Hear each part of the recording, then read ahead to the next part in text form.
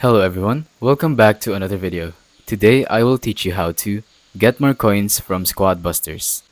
So this game is pretty new from Supercell. You get to fight other people and get the most gems possible. And so now I'm going to teach you how to get more coins because that is their in-game currency.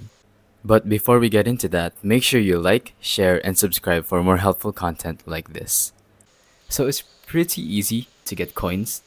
As you can see, it's pointing me to this beginner challenge tab. So we're just going to click on that. And once I tap on it, once I do these quests, I'm able to earn money. So if you do 9 of these, you're going to get 20,000 and you can get more from the other quests the more you progress. And another way of earning money is to just keep playing because the more wins you get, the higher the loot that you earn. So just keep on playing and playing until you get your desired amount. That is it for this video. Thank you for watching. Make sure to hit like, subscribe, and comment if you have any questions. Thank you and goodbye.